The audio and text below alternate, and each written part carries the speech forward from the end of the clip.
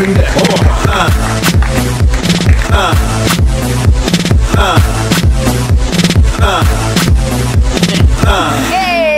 também são aqueles wey que quando vem em boas que estão no lume e se Yeah. Windex.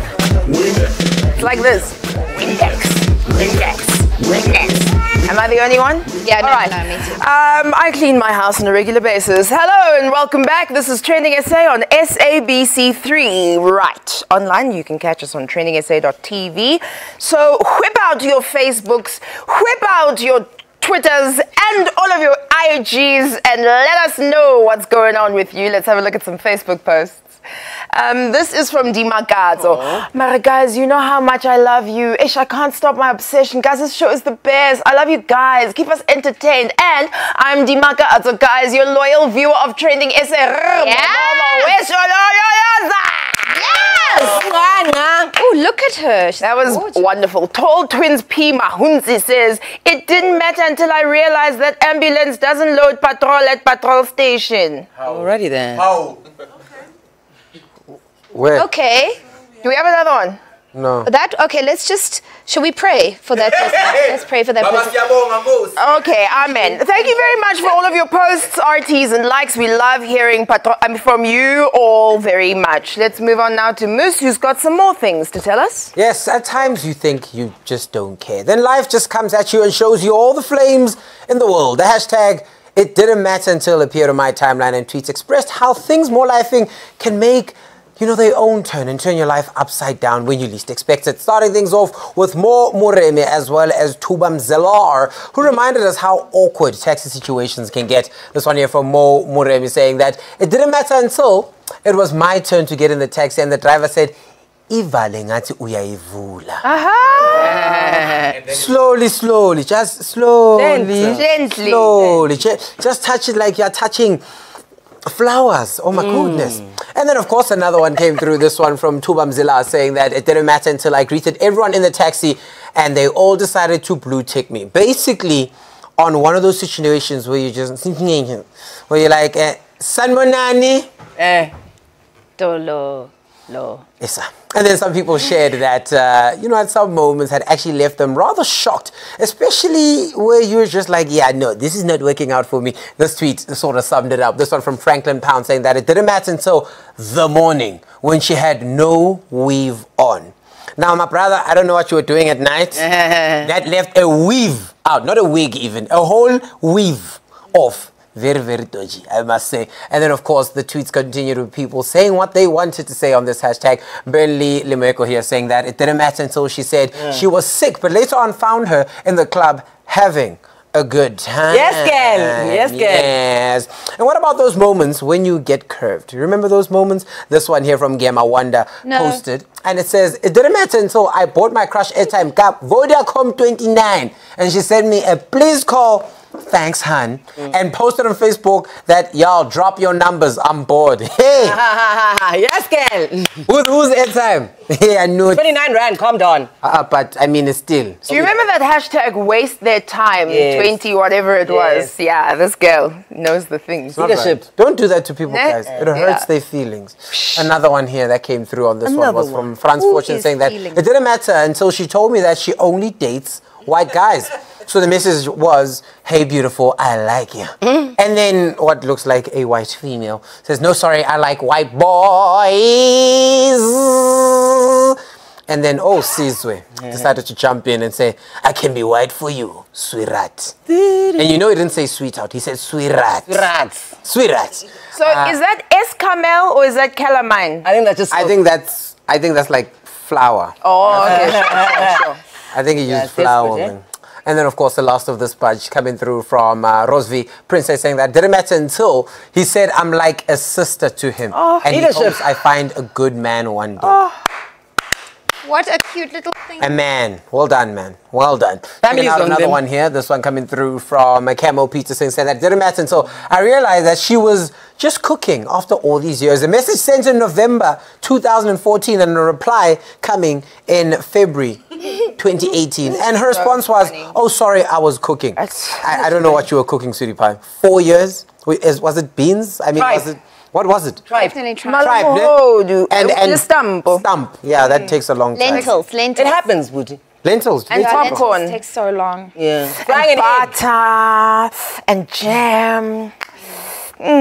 What? We're hungry. I'm hungry. Weird. Anyway, moving on to another hashtag, we're looking at Laerskool Olifantsfontein as well as Blanche Durant. That's what came up on my timeline today after R. Mukosi tweeted a thread of tweets supporting and rather reporting that his daughter was physically and verbally abused as a second grade teacher at school by the teacher.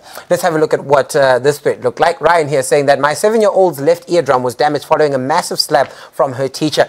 This was before she was labeled as a K word by teacher Blanche Durant during her fellow grade 2 pupils at Laerskool Olifantsfontein. He continued to say, only when we were about to leave the house for school that she mentioned that Blanche Durant, a Laerskool Olifantsfontein grade 2 teacher, slapped her very hard that she collided with a chalkboard in class on Friday. And the child then said, when I was crying, she said, "Shut up, you idiot, stupid K word." Sure. And it continues to say this incident occurred 2 days after Blanche Durant's resignation. And the school's principal thinks that she probably acted this way knowing that she's on her notice period. I got to tears realizing that my 7-year-old child knows the K word and is already a victim of it. Now, this thread angered a lot of people on social media, which got them responding. And here are some of those responses that came from this incident. This one from One Punch Dude saying that, charge 1, removal from the register of teachers. Yes. We agree with this one. Charge 2, assault, grievous bodily harm, and 7 years in jail. Yes. It is assault. Charge 3, criminal injury, 3 years in jail. I mean, for verbally abusing the child. Charge 4, constitutional damages for psychological terrorism and bodily injury, 3.5 million. These whites need to learn. 100%. I mean, isn't it child abuse as well? Yeah. It's GBH, but also to a child, which I'm sure carries a harsher view. Yeah, exactly. And you shouldn't be allowed around children again. Yes. If you're found guilty of a child. Absolutely. Yeah. All right. Continue then with these tweets where the tweets were saying, Tooms in here saying that this is sad. The law is soft on racists. I have been skeptical about LAR and hoërschools, and it is for this reason. And wrapping things up from some of the comments, this one coming through from Her Feminine saying that Blanche Durant, someone rather, please give me the address for this creature so I can go deal with her accordingly. I wonder when she's applied to go and teach. I think that's the first step. I think I just need to find out where she applied and then just go block that. Well, Armohose then went on to tweet that the teacher had this to say for herself in a tweet, saying that the report that Blanche Durant gave to us, and that is myself, the principal, and 2 detectives, was, I slapped her like I would do to all other kids, and it was not that severe that I could cause such damage as per your doctor's report. Anyway, it's fine. We'll meet in court. Such a rude statement. Like, I mean, how do you even begin? Yeah, but what about, go to court. Go to court. Meet us in court, because I'm sure that there's a couple of people that we know. Us. That can support whatever needs to happen to make sure that justice is served. I think a lot of people say things like, meet me in court, or I'll find you there, or do what you can. Meet us. Because they know that the person doesn't have the financial resources, for instance, to go fight them in court. So the best thing is you can have a threat like that and no one will really say anything. But if you're listening and you are an attorney or a lawyer, whatever it is, and you would really like to take on a case like this, if Mr. Ryan doesn't have the funds to do it, I say go for it. It really is something that...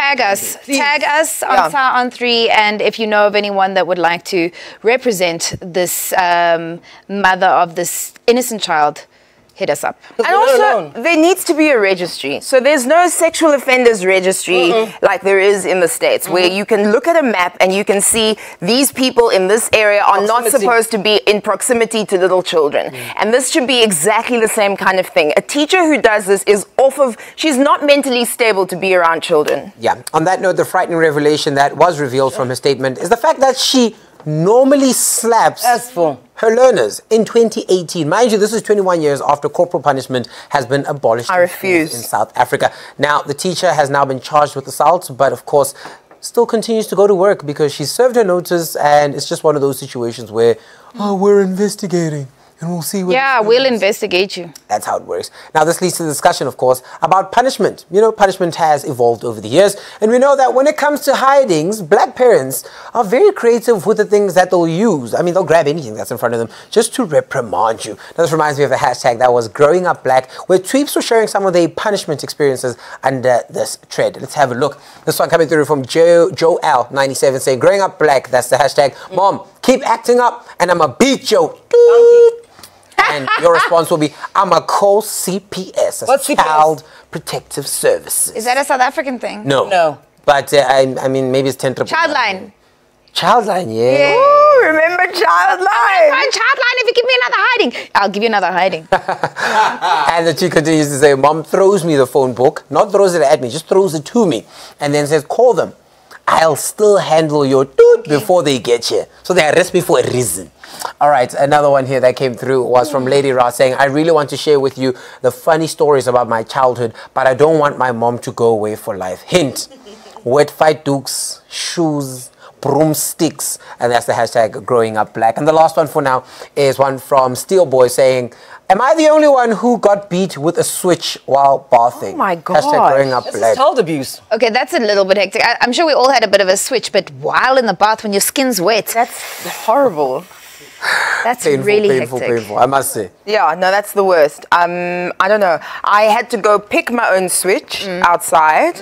And then sometimes, like, when a parent loses their temper, anything is a weapon, Yeah. right? Oh, yeah. Anything. Yeah, I abhor violence, and I tell people, you know, communicate with your kids. You don't hit your kids. I was telling you a story about how a couple of months ago, this blonde woman, one of my neighbors, came to my house crying, blood everywhere. She had decided to punish one of her twins, and then the sister, the twin, beat her. Whoa. So she had both girls beating her, and she came to Kuli. She's like crying, and Kuli's like, I've told you before, stop hitting people. Yeah. These are people. These are human beings. Respect them. You know, as a parent, it's very interesting. I was listening to a radio show and they were talking about in Australia how people who are born in 1984, males in particular, 50% of the males born in 1984 had a propensity for violence and interaction with the police, right? Oh, wow. So they kind of try to speculate why this was the case. And if you go back, people who were born in 1984 were in grade 1 the year that corporal punishment was repealed in Australian schools. And so they weren't spanked. And so there's this 50-50 things, which begs the question, as millennial parents, are you going to spank your babies? Look, I don't have children. I don't know how I'm going to punish them, but I do think that there needs to be a situation where they need to be protected from themselves. Like, that is a heater. You are going to burn yourself on that. You know, I'd rather give them a spank on their hands so that they know that that is a dangerous thing before they actually injure themselves. But then there's also got to be, okay, here's a reward system. So you've got to put boundaries in for children, either which way. But I mean, we're living in a country now where one of our major issues socially is violence against women and children. And I was speaking to an activist yesterday and I was asking about what she's doing for women and children in the space. And she said, I'm not dealing with women and children. I'm helping re-socialize men because we still live in a patriarchal society in South Africa. And South Africa have men have our ear. So we listen to men. And so men need to be re-socialized and the boy child needs to be educated properly. So as mothers of sons... Re-socialize as well, not to take it at all and know there's no excuse for any kind of violence. Indeed. Well, what do you think? Guys say, oh no, I was overwhelmed. All couples have dramas. Sis. I think like it comes with a lot of behavioral conditioning, like you're saying. They're good reward systems and they're bad reward systems. Sure. But you need to know when something is bad. Now, with my example, my mom didn't like do wild things, but I was punished for doing wrong. And it wasn't, and I guess you guys are right, there's a scale of to what's too much. Yeah. What is a slap across the face too much? That is too much. Grabbing a belt and like spanking That's your too bum much a little too. bit. And then how do you say then that's not too much? You know what I'm saying? It's such a big topic to cover. I'll tell you, parenting is the hardest job on earth because in a split second you've got to make all of those moral decisions. In a split second you've got to do that. So big ups to all parents and let's try and figure this thing out because the children that we're raising in our home create the society that we like to put blame on for everything that happens out there. We are going to take a very, very short break, or maybe it's long, I'm actually not sure. So just take this break and then come back to us, okay, sharp?